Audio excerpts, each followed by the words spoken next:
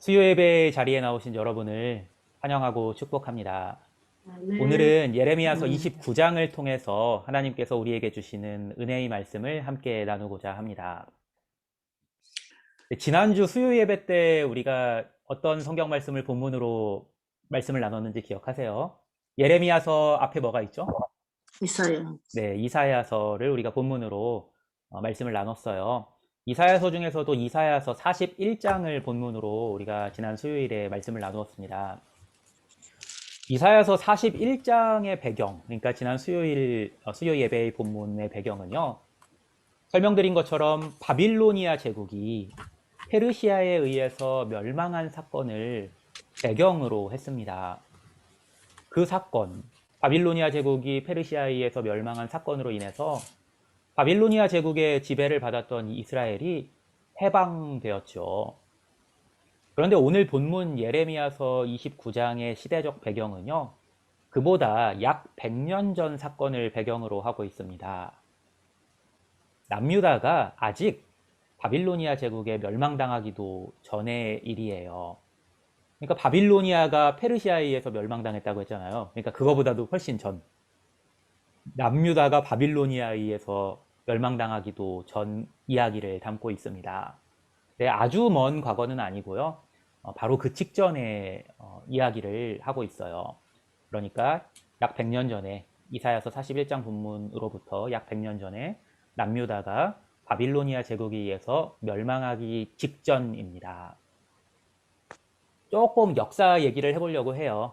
기원전 586년에 남유다가 완전히 멸망하게 됩니다. 신학생들은 이 586이라는 숫자가 익숙한 게 많이 이 숫자를 듣게 되거든요, 수업 시간에.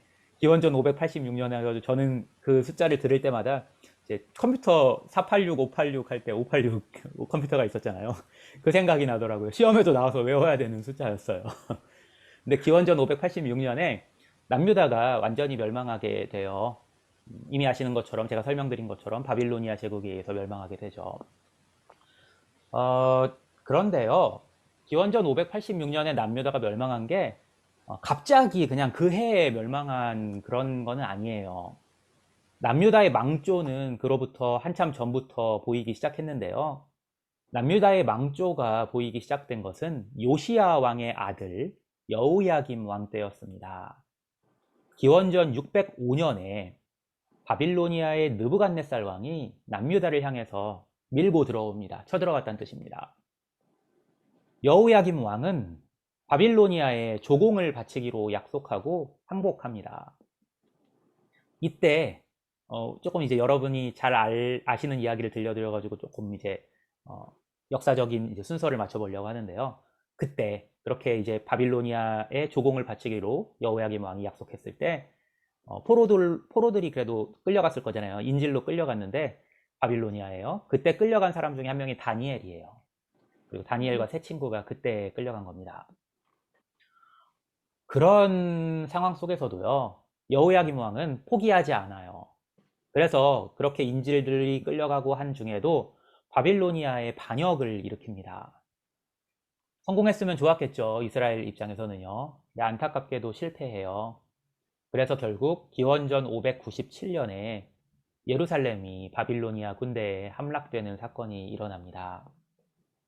그 전쟁으로 여호야김은 죽고요. 예루살렘 성 안에 있었을 때 죽은 걸로 알려져 있어요. 그러니까 공성전을 벌이다가 죽은 거죠. 그리고 그의 아들이 이제 왕위를 이어야 되니까 여호야긴 비슷하죠, 이름도. 여호야김 왕의 아들의 이름이 여호야긴이에요. 김긴. 네. 그래서 아들 여호야긴이 왕위에 올라요. 근데 겨우 3개월 만에 여호야긴마저 바빌로니아 제국의 볼모로 끌려갑니다. 느부갓네살 왕은 여호야김의 동생인 시드기야 왕을 남유다의 꼭두각시 왕으로 세웁니다. 여호야긴을 이제 바벨론으로 끌어갔으니까 새로운 왕은 있어야 되잖아요, 이스라엘에. 그래가지고 남유다의 마지막 왕 시드기야가 그렇게 즉위하게 됩니다. 그리고 얼마 지나지 않아서 남유다는 완전히 멸망합니다. 그때가 제가 아까 말씀드린 기원전 586년에 해당하는 거예요. 오늘의 본문은 바로 그 시기를 배경으로 하고 있습니다. 오늘 본문을 한번 들여다볼까요? 1절과 2절을 제가 읽어드리겠습니다. 선지자 예레미야가 예루살렘에서 이 같은 편지를 느부갓네살이 예루살렘에서 바벨론으로 끌고 간 포로 중 남아있는 장로들과 제사장들과 선지자들과 모든 백성에게 보냈는데, 그때는 여고니아 왕과 왕후와 궁중 내시들과 유다와 예루살렘의 고관들과 기능공과 토공들이 예루살렘에서 떠난 후라. 네, 오늘 본문에서 여고니아 왕이요, 제가 아까 말씀드린 겨우 3개월 동안 남유다의 왕위에 있다가 바빌로니아 제국으로 끌려간 여호야긴하고 동일한 인물입니다. 그러니까 느부갓네살 왕이 시드기야를 남유다의 꼭두각시 왕으로 세운 그 무렵의 이야기라는 사실을 바로 우리가 알 수 있죠. 이런 아주 절망적인 상황이잖아요. 이런 절망적인 상황 속에서 이미 함락된 예루살렘에 남아있던 예레미야 선지자가 바벨론에 끌려간 동포들에게 편지를 보냅니다. 한번 생각해 보십시오. 예레미야 선지자가 예루살렘에서, 고국 예루살렘에서 자신들에게 편지를 보냈다는 소식을 들은 바벨론의 포로로 끌려갔던 사람들의 마음은 어땠을까요? 아마도 그들은 기대했을 겁니다. 와, 드디어 하나님께서 우리를 구원해 주실 거라는 예언의 말씀이 우리에게 도달했나 보다. 이제 이 힘든 시간이 다 지나갔어. 만세! 하고 만세를 불렀을지도 몰라요. 그런데요, 예레미야의 편지는 이렇게 시작합니다. 4절입니다. 만군의 여호와 이스라엘의 하나님께서 예루살렘에서 바벨론으로 사로잡혀 가게 한 모든 포로에게 이와 같이 말씀하시니라. 제가 일부러 어떤 단어에다가 액센트를 둬서 읽었는데요.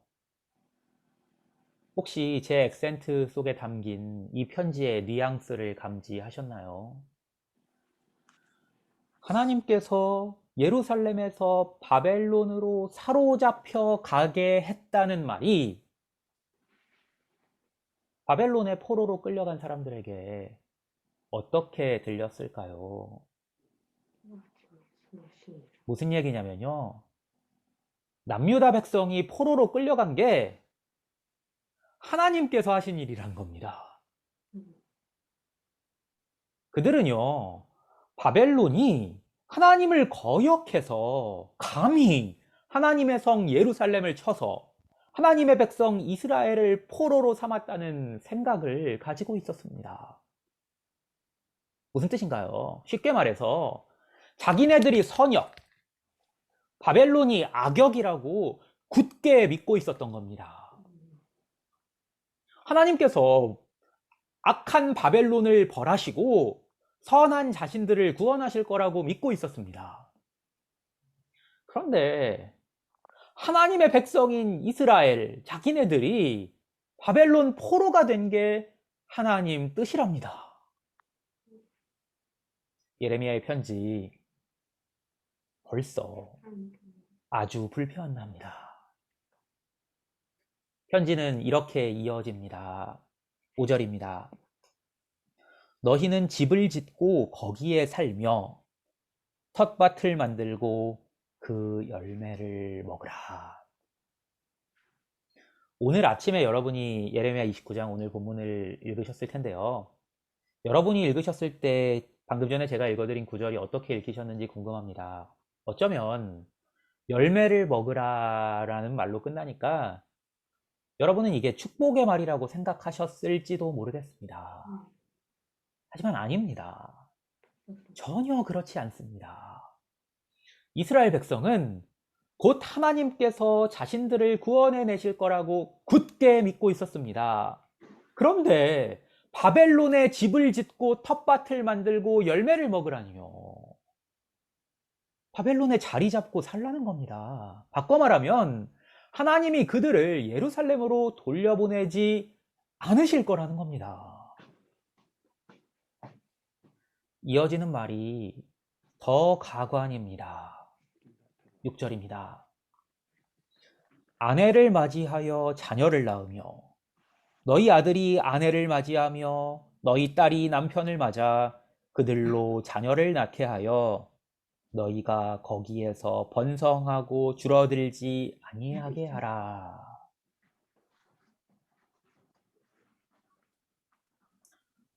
더 이상의 설명이 필요한가요? 번성하고 줄어들지 아니하게 하라. 이 말만 들으면은 좋은 말이죠. 근데 지금 이 맥락을 고려하니까 이 말이 어떤 말입니까? 바벨론에서 포로로 자리 잡고 대대로 살라는 겁니다.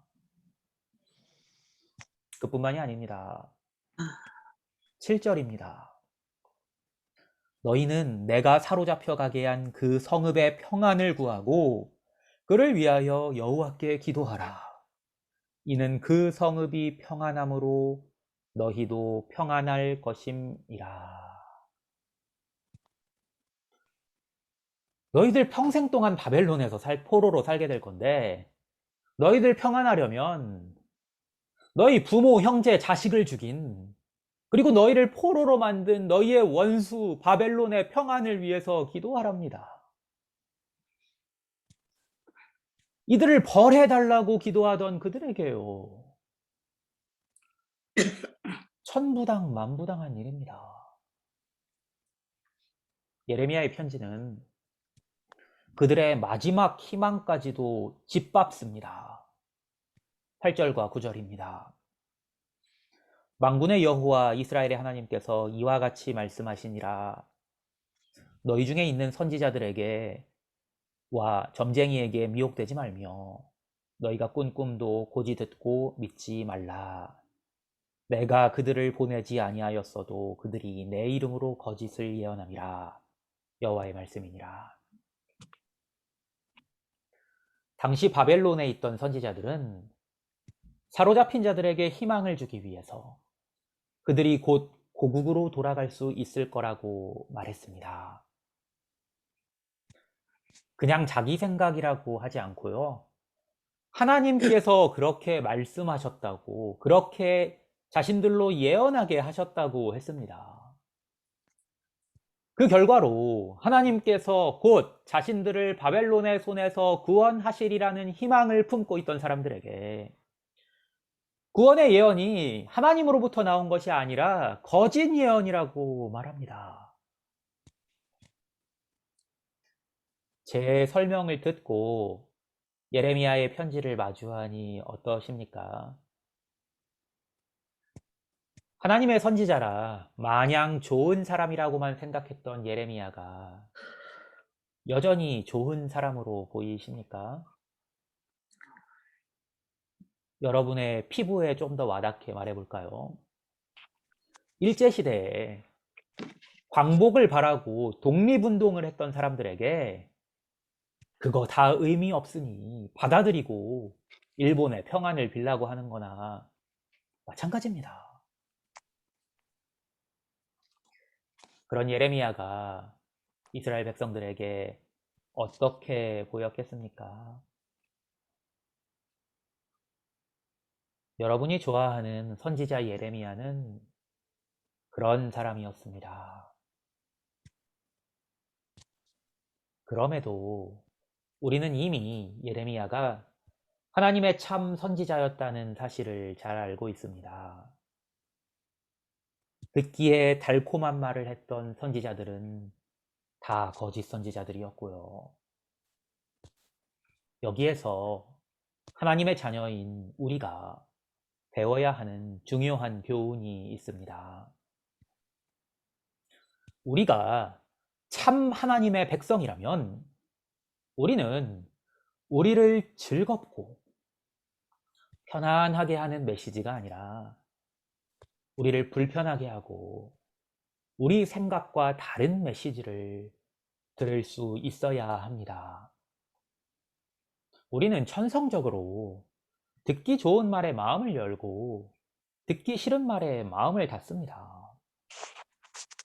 그러나 하나님께서는 당신의 자녀를 사랑하시지만 또한 그 사랑으로 징계하시는 분이라는 사실을 기억해야 합니다.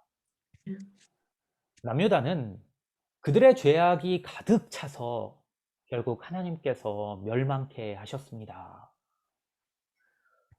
도대체 왜 그들의 죄악이 그렇게 가득 차기 전에, 그래서 멸망하기 전에 그들은 하나님께로 돌이키지 못했을까요? 하나님께서 그들에게 말씀하시지 않았기 때문일까요? 그렇지 않습니다. 오늘 본문 19절입니다. 여호와의 말씀이니라. 너희들이 내 말을 듣지 않았기 때문이니라. 내가 내 종 선지자들을 너희들에게 꾸준히 보냈으나 너희는 그들의 말을 듣지 않았느니라. 여호와의 말씀이니라. 만약 이스라엘이 하나님께서 그들의 잘못을 지적하셨던 초창기에 그들의 행실을 고쳤다면 어땠을까요? 왜 이스라엘은 하나님께서 그들에게 선지자들을 꾸준히 보내셨을 때 그 선지자들의 말을 듣지 않았을까요? 15절에서 답을 찾을 수 있습니다. 오늘 본문 15절 읽어드립니다. 너희가 말하기를 여호와께서 우리를 위하여 바벨론에서 선지자를 일으키셨느니라. 예레미야가 바벨론에 편지를 보냈을 때 바벨론에 다른 선지자가 있었습니다. 그리고 그는 남유다 백성들에게 달콤한 말을 속삭였습니다. 여러분, 당신들이 잘하고 있습니다. 하나님의 백성으로서 잘하고 있습니다. 견뎌내십시오. 당신들이 잘못한 게 아니라 지금 당신들을 괴롭히는 바벨론이 잘못된 거고 하나님께서 선한 당신들을 구원하실 것입니다. 하나님께서 바벨론을 멸하시고 당신들을 구원하신다고 말씀하셨습니다. 예레미야의 예언과 비교해 보십시오. 예레미야의 충격적인 말을 받아들일 수가 없었던 그들은 예레미야가 아니라 이 다른 선지자의 말에 귀를 기울입니다. 이렇게 말하면서요.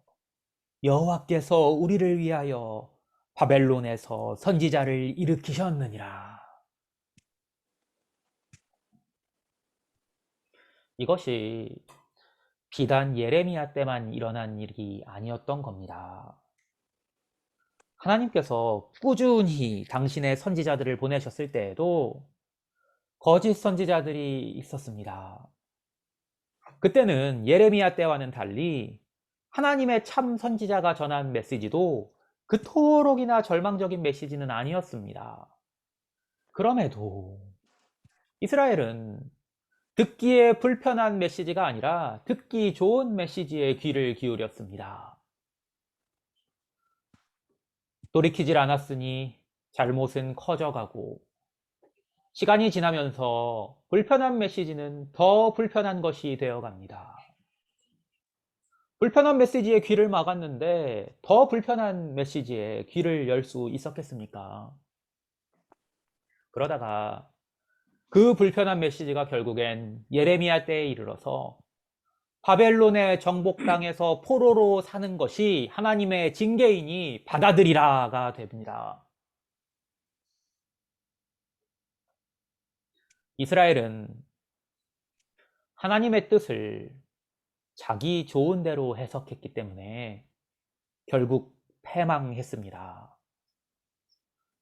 여러분이 오늘 아침에 예레미야서 29장 오늘 본문을 읽으셨을 텐데요. 읽으시면서 어떤 구절이 여러분 마음에 가장 와닿았습니까? 가장 잘 알려진 구절 예레미야서 29장 11절 말씀 아닌가요? 11절에서 14절 우리에게 잘 알려진 구절이죠. 한번 읽어드려 볼게요. 여호와의 말씀이니라. 너희를 향한 나의 생각을 내가 안하니 평안이요 재앙이 아니니라. 너희에게 미래와 희망을 주는 것이니라. 너희가 내게 부르짖으며 내게 와서 기도하면 내가 너희들의 기도를 들을 것이요 너희가 온 마음으로 나를 구하면 나를 찾을 것이요 나를 만나리라. 아멘. 이것은 여호와의 말씀이니라. 나는 너희들을 만날 것이며 너희를 포로된 중에서 다시 돌아오게 하되 내가 쫓아보내었던 나라들과 모든 곳에서 모아 사로잡혀 떠났던 그곳으로 돌아오게 하리라. 이것은 여호와의 말씀이니라. 많은 사람들이요, 이 구절을요, 우리에게 듣기 좋은 말씀이라고만 해석하는 경우가 많습니다. 하지만 여러분이 제가 들려드린 이야기를 제대로 이해하셨다면 이 말씀은 마냥 듣기 좋은 말씀이 아닙니다. 할렐루야. 사실은 보다 직설적으로 말하면 어떤 의미에서 절망적인 말씀입니다. 왜냐하면 하나님께서는 지금 바벨론 포로 생활 70년을 견딘 후의 일을 말씀하시는 거거든요. 다시 한번 말씀드릴까요? 포로 생활 70년을 견딘 후의 일에 대해서 말씀하신 겁니다. 지금 포로 생활을 시작한 이들은 평생 포로로 살게 된다는 걸 전제했다는 거예요. 이 소망의 말씀이요. 내 기도를 들을 것인데, 그렇게 말씀하잖아요. 하나님께서 내 기도를 들을 것이라고. 근데 문맥을 살펴보면요, 내 세대에서가 아니라 다음 세대에야 그 기도에 응답하겠다는 뜻입니다. 내 다음 세대에야 너희를 구원하겠다는 뜻입니다. 그럼 지금 이스라엘 백성은요, 지금 바벨론 포로 생활을 시작한 이스라엘 백성은요, 포로 생활 견디라는 거예요. 많은 분들이 예레미야 29장 11절 말씀을 좋아합니다. 저도 좋아하고요. 그리고 어떤 분들은 예레미야 29장 11절 말씀을 집 벽에 붙여놓기도 하고 그럽니다. 혹시 여러분 중에서도 예레미야 29장 11절 말씀 집 벽에 붙여놓은 분 계실지도 모르겠습니다. 그런데 사람들이 이 구절을 좋아하는 이유는 많은 경우에 이 구절이 하나님의 징계를 배경으로 하고 있다는 사실을 이해하지 못하기 때문입니다. 이 구절은 하나님의 징계를 달게 받고 회개하라는 의미를 담고 있는 구절입니다. 게다가 지금 회개해도 당장 징계가 끝나는 게 아니라는 사실까지도 말씀하고 있습니다. 다시 한번 묻겠습니다. 여러분은 이 말씀의 참 의미를 아시고도 여전히 기꺼이 이 구절을 여러분의 집 벽에 붙여놓을 의향이 있으십니까? 혹시 많은 사람들과 마찬가지로 여러분도 이 구절을 벽에 붙여놓으셨던가, 또는 뭐 말씀 카드로 들고 다니셨다면, 혹은 여러분의 성경책에 이 구절이 좋아서 빨간 줄을 그어 놓으셨다면 잘하신 겁니다. 계속해서 이 구절을 사랑하시기 바랍니다. 아멘. 그러나 다른 의미로 사랑하셔야 합니다.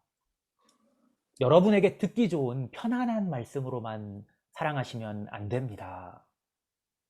듣기 좋은 말에 귀를 기울이지 않고 듣기 싫은 말에 귀를 기울이겠다는 마음으로, 그것이 하나님의 말씀이라면, 그리고 하나님께서 당장 내 문제를 해결해 주시지 않아도 끝내는 나를 구원하실 것이라는 소망을 가지고 계속해서 기도하겠다는 마음으로 이 구절을 사랑하셔야 합니다. 아멘. 사랑하는 여러분, 제가 부임하면서부터 일관되게 여러분에게 드린 말씀이 있습니다. 여러분에게 듣기 좋은 말이 아니라 여러분이 들으셔야 할 말씀을 전하는 목회자가 되겠다고 했습니다. 아멘. 오늘날 많은 교회 교인들이 자신을 즐겁게 하는 목회자를 찾습니다. 목회자의 설교가 자기를 아프게 한다고 교회를 떠나고 그리고 뒤돌아서서 목회자를 욕하는 경우를 저는 많이 보아왔습니다. 여러분은 그러시면 안 됩니다. 제가 하는 말이 반드시 항상 옳은 말은 아닐 수 있습니다. 그래도 여러분은 불편함을 그리고 징계를 사모하셔야 합니다. 왜냐하면 아멘. 아멘. 하나님께서는 당신의 사랑하시는 자녀를 징계하시기 때문입니다. 아멘. 징계를 달게 받고 회개하는 사람에게만 아까 마지막으로 읽어드린 말씀 그리고 저와 여러분이 잘 알고 있는 말씀이 진정한 소망의 말씀이 됩니다. 다시 한번 읽어드릴까요? 여호와의 말씀이니라. 너희를 향한 나의 생각을 내가 아나니 평안이요 재앙이 아니니라. 너희에게 미래와 희망을 주는 것이니라. 너희가 내게 부르짖으며 내게 와서 기도하면 내가 너희들의 기도를 들을 것이요 너희가 온 마음으로 나를 구하면 나를 찾을 것이요 나를 만나리라. 이것은 여호와의 말씀이니라. 나는 너희들을 만날 것이며 너희를 포로된 중에서 다시 돌아오게 하되 내가 쫓아보내었던 나라들과 모든 곳에서 모아 사로잡혀 떠났던 그곳으로 돌아오게 하리라. 이것은 여호와의 말씀이니라. 지금 이 말씀은요, 재앙이 없는 평안을 말하는 것이 아닙니다. 재앙을 전제로 한 평안을 말하고 있어요. 여러분이 재앙을 징계로 받을 수 있어야 그 재앙이 평안이 됨을 말씀하고 있습니다. 아멘. 그래야 미래와 희망을 꿈꿀 수 있습니다. 그것이 우리 그리스도인들이 가져야 할 참 소망입니다. 그리고 그것이 제가 계속해서 힘주어서 여러분께 말씀드리고 있는 부활의 참 소망입니다. 이 땅에서 우리가 고되게 살 수도 있고요. 이 땅에서 우리의 삶이 평탄하지 않을 수 있음을 우리는 받아들여야 합니다. 그럼에도 우리가 가진 부활의 소망은요, 끝내 하나님께서 우리를 건져내셔서 우리를 구원하셔서 영생에 이르게 한다는 그 소망입니다. 아멘. 단순히 이 땅에서 잘 되는 게 아니에요. 부르짖는 기도가 나오는 그 처절한 상황을 받아들여야 그것이 하나님께서 들으시는 참 기도가 됩니다. 온 마음으로 하나님을 구해야 하나님을 참으로 만날 수 있습니다. 여러분을 포로되게 하신 분이 하나님이시라는 사실을 받아들이고도 하나님께 돌이켜야 참 구원을 받을 수 있습니다. 아멘. 네. 사랑하는 여러분, 기억하십시오.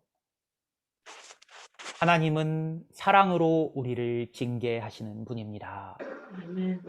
그러나 그 징계의 끝은 재앙이 아니라 평안입니다. 그리고 영생입니다. 하지만 그 징계를 하나님의 사랑으로 받아야 우리에게 평안이 있고 구원이 있습니다. 참 평안을 누리시는 여러분 되기를 우리 주님의 이름으로 간절히 축원합니다. 아멘. 아멘. 기도하겠습니다.